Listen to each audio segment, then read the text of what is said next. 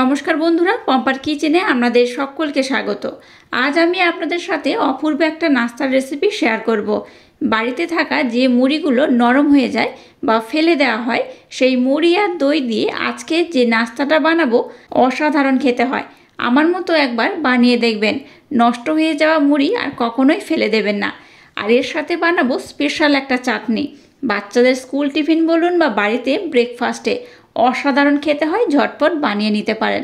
আর আমার এই নিত্য নতুন রেসিপিগুলো যদি আপনাদের ভালো লাগে তাহলে চ্যানেলটাকে সাবস্ক্রাইব করে পাশে থাকবেন। তাহলে চলুন দেরি না করে আজকের এই অপূর্ব স্বাদের নাস্তার রেসিপিটা দেখে নেওয়া যাক। প্রথমেই গ্যাসটাকে জ্বেলে দিয়ে দেখুন এরকম একটা ছোট্ট ফ্রাই প্যান আমি বসিয়ে দিয়েছি। আর ফ্রাই প্যানটাকে কিন্তু একটু ভালোভাবে গরম করে নিয়েছি। এবার দিয়ে দেবো চীনা বাদাম। বাদামের পরিমাণটা কম বেশি হলেই হবে। আচ্ছা, এখানে কিন্তু একটা স্পেশাল চাটনি আমি প্রথমে বানিয়ে নেব। স্পেশাল যে চাটনিটা বানাবো তার জন্য কিন্তু বাদামের প্রয়োজন। আপনারা যদি চাটনির পরিমাণটা একটু বেশি বানান তাহলে কিন্তু বাদামের পরিমাণটা একটু বেশি নেবেন। যদি মনে হয় চাটনি কম করে বানাবেন তাহলে কিন্তু বাদামের পরিমাণটা একটু কম নিলেই হবে। তো বাদামটাকে প্রথমে দেখুন একটু ভালোভাবে আমি ভেজে নেব। এখানে কোনো রকম তেলের ব্যবহার করবে না, তেল ছাড়াই কিন্তু বাদামটাকে ভেজে নিতে হবে।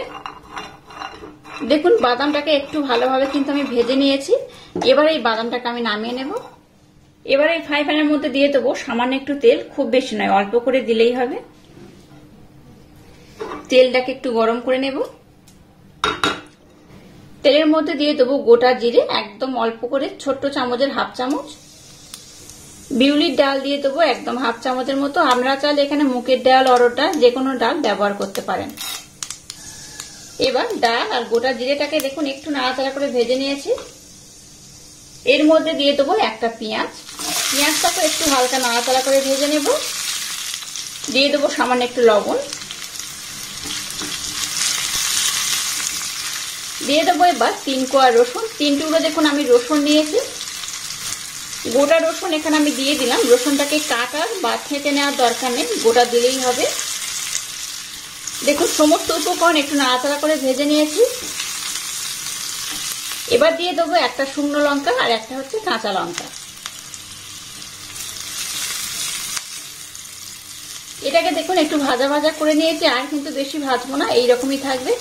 এবার আমি গ্যাসটাকে বন্ধ করে দিলাম। এবার দেখুন মিক্সির জারটাকে নিয়ে নিয়েছি, আর যে বাদামটাকে ভেজে নিলাম তার খোসাটাকে একটু ছাড়িয়ে নিয়েছি। তো বাদামটাকে দিয়ে দিলাম। এর মধ্যে যে মশলাটাকে আমি ভাজলাম সেটার মধ্যে দিয়ে দেব। এবার এটাকে একদম মিহি করে আমি ব্লেন্ড করে নেব। মিশ্রণটাকে দেখুন আমি ব্লেন্ড করে নিয়েছি, আর কেমন হয়েছে দেখুন এইরকমই হয়েছে। এবার এখানে একটা উপকরণ অ্যাড করব। এবার দেখুন এখানে আমি হাফ বাটি জল দিয়ে দেবো, খুব বেশি নয়, এই হাফ বাটি দিলেই হবে। হাফ বাটি জল দিয়ে এটাকে আমি আবারও খুব সুন্দর করে ব্লেন্ড করে নেব। এবার দেখুন এটাকে আমি খুব ভালোভাবে জলটা দিয়ে ব্লেন্ড করে নিয়েছি, আর ঘনত্বটা কিন্তু এইরকমই হবে, খুব পাতলা বা খুব ঘন করার দরকার নেই, এইরকম হলেও হবে। এই চাটনিটা কিন্তু দারুণ খেতে হয়। তো এটাকে এবার দেখুন এই বাটির মধ্যে আমি নিয়ে নিলাম। এবার দেখুন এরকম একটা চামচে একদম গরম তেল নিয়ে নিয়েছি। এর মধ্যে দিয়ে দেবো গোটা জিরে সামান্য পরিমাণে, দিয়ে দেবো সর্ষে অল্প করে, আর নিয়েছি কয়েকটা কারি পাতা, এর মধ্যে আবার দিয়ে দেবো। এটাকে একটু নাড়াচাড়া করে নিলাম। এবার এই যে তরকাটা বানালাম সেটার মধ্যে আমি দিয়ে দেব। আজকের রেসিপিটার জন্য এরকম একটা স্পেশাল আমি চাটনি বানিয়ে নিলাম, তার মধ্যে একটু তরকা দিয়ে দিলাম। এটা খেতে কিন্তু অসাধারণ হয়। তো এটাকে আমি সাইড করে এখন রেখে দেব। এবার এর মধ্যে দিয়ে দেবো এই বাটির মাপ করে 1 বাটি সুজি। যতটা সুজি নিয়েছি তার ডবল এখানে আমি জল দিয়ে দেব। এবার সুজিটাকে আমি 10 মিনিটের জন্য রেস্টে রেখে দেব। 10 মিনিটের জন্য রেস্টে রেখে দিলে কি হবে, সুজিটা কিন্তু বেশ একদম নরম হয়ে যাবে, ফুলেও যাবে, আর একদম জলটাকে কিন্তু খুব ভালোভাবে অ্যাবজর্ব করে নেবে। তো যাই হোক, এবার এটাকে আমি রেস্টে রেখে দেবো 10 মিনিটের মধ্যে। ততক্ষণ আমি আর একটা কাজ কমপ্লিট করব। আবারও দেখুন এরকম একটা পাত্র আমি নিয়ে নিলাম, আর যে বাটির মাপ করে আমি সুজি নিয়েছি সেই বাটির মাপ করে এখানে 3 বাটি মুড়ি নিয়ে নিয়েছি। আচ্ছা, এই যে মুড়িটা আমি নিয়েছি, মুড়িটা কিন্তু ভালো মুড়ি নিয়েছি। আপনাদের হাতের কাছে যদি যে মুড়িগুলো খারাপ হয়ে যায়, মানে নরম হয়ে যায়, ফেলে দেন হয়তো আপনারা, সেই নরম মুড়িটাকে একটু কড়ার মধ্যে দিয়ে একটু ভেজে নেবেন। নিলে কিন্তু মুড়িটা একদম নর্মাল যে মুড়ি হয় সেই রকম হয়ে যাবে। তো যাক, এই মুড়িটাকেও নিয়ে নিয়েছি। যতটা সুজি তার 3 ডবল কিন্তু মুড়ি একটা বাটির মাপ করে নিয়ে নিতে হবে। বাটি, কাপ আপনারা যে পাত্র নেবেন সেই পাত্রে মাপ করে যতটা সুজি তার 3 গুণ কিন্তু এখানে মুড়ি নিতে হবে। এবার এখানে দিয়ে দেবো টক দই। দেখুন এই বাটির মাপ করে 1 বাটি আমি টক দই নিয়ে নিয়েছি। টক দইটাকে এই মুড়ির মধ্যে আমি দিয়ে দিলাম। আজকের মুড়ি দিয়ে একদম ইনস্ট্যান্ট এই রেসিপিটা অবশ্যই একবার হলো ট্রাই করবেন, আশা করছি আপনাদের ভীষণ ভালো লাগবে। এবার এই দইয়ের সাথে মুড়িটাকে আমি দেখুন একটু ভালোভাবে কিন্তু মিক্সড করে নিচ্ছি। এবার একটা মিক্সির জার আমি নিয়ে নিলাম। এই মুড়িটাকে আমি মিক্সির জারের মধ্যে দিয়ে দেব। এর মধ্যে দিয়ে দেবো সামান্য একটু লবণ, দিয়ে দেবো 1 চামচ চিনি। চিনিটা দিলে কি হবে, এই রেসিপিটার কালারটা কিন্তু খুব সুন্দর আসবে। দিয়ে দেবো 2 চামচের মতো বেসন, আর দিয়ে দেবো 2 চামচের মতো ময়দা। আচ্ছা, এখানে যে আমি ময়দা ব্যবহার করছি, আপনারা চাইলে কিন্তু এখানে আটাও ব্যবহার করতে পারেন। তবে কি বলুন তো, এখানে একটা কথা মনে রাখতে হবে, আটা যদি ব্যবহার করেন এই রেসিপিটাতে তাহলে এই রেসিপি কিন্তু একটু নরম হবে, আর যদি আপনারা ময়দা ব্যবহার করেন তাহলে এটা কিন্তু একটু কুরকুরে হবে। যার জন্য কিন্তু এখানে আমি ময়দা ব্যবহার করলাম। আপনারা চাইলে এখানে আটাও ব্যবহার করতে পারেন। এবার সমস্ত উপকরণ একটু ভালোভাবে আমি ব্লেন্ড করে নেব। এটাকে দেখুন আমি কিন্তু খুব ভালোভাবে ব্লেন্ড করে নিয়েছি, দেখতেই পাচ্ছেন। এবার দেখুন যে সুজিটাকে আমি 10 মিনিটের জন্য রেস্টে রেখে দিয়েছিলাম, সুজিটা দেখুন বেশ অনেকটা কিন্তু ফুলে গেছে, দেখে বুঝতেই পারছেন। জলটাও কিন্তু অনেকটা অ্যাবজর্ব করে নিয়েছে। আচ্ছা, এবার এই সুজিটাকে এর মধ্যে আমি দিয়ে দেবো, তবে সম্পূর্ণ দেব না। আমার যেহেতু মিক্সির জারটা একটু ছোট, তাই আমি সম্পূর্ণ একসাথে দিলাম না, অল্প অল্প দিয়ে এটাকে খুব ভালোভাবে ব্লেন্ড করে নেব। আচ্ছা, আমি সবটা দিয়ে দিলাম, সবটা মনে হচ্ছে ধরে যাবে। এই দেখুন সবটা দিয়ে দিয়েছি। আচ্ছা, এখানে এক্সট্রা করে আমি কিন্তু আর জলের ব্যবহার করলাম না, যে সুজিটা জলের মধ্যে ভিজানো ছিল সেটাই আমি সম্পূর্ণটা দিয়ে দিয়েছি। আবার এটাকে আমি খুব ভালোভাবে ব্লেন্ড করে নেব। দেখুন সমস্ত মিশ্রণটাকে কিন্তু আমি খুব ভালোভাবে ব্লেন্ড করে নিয়েছি। এবার এটাকে এই পাত্রের মধ্যে আমি ঢেলে নিলাম। দেখুন মিশ্রণটাকে আমি নিয়ে নিয়েছি, আর মিক্সির জারটা দিয়ে সামান্য একটু জলের মধ্যে আমি দিয়ে দিয়েছি। আর এই দেখুন ঘনত্বটা কেমন হয়েছে। ঘনত্বটা কিন্তু খুব পাতলা একদম হবে না, আবার খুব ঘনও হবে না, মিশ্রণটা কিন্তু এইরকমই হবে। এই দেখুন আমি দেখাচ্ছি, দেখুন এখানে আর একটু জলের প্রয়োজন, তবে আমি একটু পরে ব্যবহার করব। এবার এখানে দেখুন এই চামচের 1/2 চামচ বেকিং সোডা আমি দিয়ে দেব। বেকিং পাউডার দিলেও হবে, শুধুমাত্র বেকিং পাউডার কিংবা বেকিং সোডা কিংবা ইনো দিলেও হবে।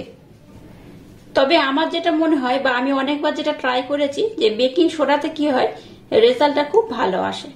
তো একটু জল আমি দিয়ে দিয়েছি। বেকিং সোডাতে রেজাল্টটা ভালো আসে, তাই চেষ্টা করবেন বেকিং সোডা দেওয়ার। তবে আপনাদের হাতের কাছে বেকিং সোডা না থাকলে বেকিং পাউডার কিংবা ইনো দিলেও হবে। তো এর সাথে দেখুন আমি অল্প একটু জল ব্যবহার করেছি। এখানে কিন্তু আর খুব বেশি জলের প্রয়োজন নেই। মিশ্রণটা দেখুন একদম রেডি হয়ে গেছে। ঘনত্বটা আমি আপনাদের দেখে দিচ্ছি, এই দেখুন এইরকমই হবে, খুব ঘন নয় আবার খুব পাতলা নয়, এইরকম হলে তবে কিন্তু আজকের একদম এই রেসিপিটার রেজাল্টটা একদম পারফেক্ট হবে। তো যাই হোক চলুন, এটাকে আর রেস্টে রাখার দরকার নেই, আমি ডাইরেক্ট এবার রেসিপিটা বানিয়ে নেব। এবার গ্যাসটাকে জেলে দিয়ে দেখুন একটা তাওয়া বসিয়ে দিয়েছি, আর তাওয়াটা কিন্তু একদম খুব গরম করে নিয়েছি। যতটা গরম করা যায় ঠিক ততটাই কিন্তু এটাকে গরম করে নিতে হবে। এবারের মধ্যে দেখুন 1 চামচ আমি সাদা তেল দিয়ে দিলাম।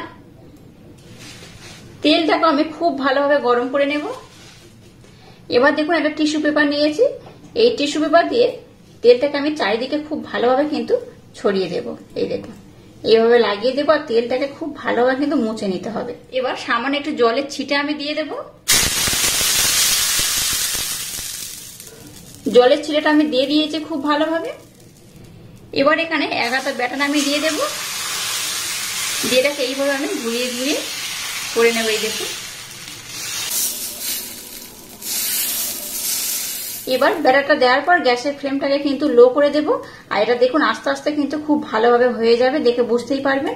আর এই উপরের পোর্শনটা দেখবেন আস্তে আস্তে লাল হতে শুরু করবে, তাহলে জানবেন এটা একদম পারফেক্ট হবে। আর কতটা জালিদার হয়েছে দেখুন, এটা কিন্তু এইরকম খুব সুন্দর হয়।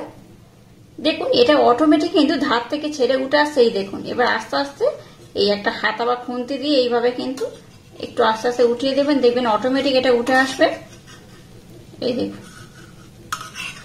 দেখুন কত সুন্দর উঠে গেছে, দেখতেই পাচ্ছেন। আর উপরটা দেখুন বেশ একটু লাল কালার ধরা শুরু করে দিয়েছে। এবার এটাকে আপনারা ফোল্ড করতে পারেন কিংবা এইভাবে একটু মুড়েও নিতে পারেন। এইভাবে যদি মুড়ে দেন তাতেও হবে। দেখুন কত সুন্দর কালার হয়েছে, এই দেখুন। আর এইভাবে কিন্তু আমি সবগুলোকে বানিয়ে নেব। আর একটা বানিয়ে আমি আপনাদের দেখিয়ে দেব। এখানে এক্সট্রা করে আমি আর তেল দেব না। যে টিস্যু পেপারের মধ্যে এক্সট্রা যে তেল ছিল সেই তেলটা দিয়ে এটাকে আমি আর একবার খুব ভালোভাবে এইভাবে চারিদিকে লাগিয়ে নেব। আবার একটু আমি জল দিয়ে দেব। আবারও এক হাতা ব্যাটার আমি দিয়ে দেব। এইভাবে চারিদিকে ছড়িয়ে দিতে হবে।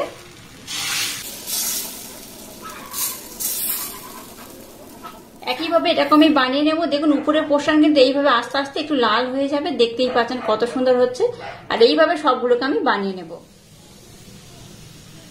দেখুন আমি আপনাদের দেখানোর জন্য দুটো প্রথমে বানিয়ে নিয়েছি, আবারও আমি পরে বানিয়ে নেব, যেহেতু এগুলো বানাতে একটু সময় লাগে। আর তার সাথে যে স্পেশাল চাটনি বানিয়েছি সেটাকেও নিয়ে নিলাম। আপনারা অবশ্যই একবার হলো ট্রাই করবেন, আশা করছি আপনাদের ভীষণ ভালো লাগবে। আর এটা কতটা মুচমুচে হয়েছে দেখুন, দেখতেই পাচ্ছেন কতটা সুন্দর হয়েছে।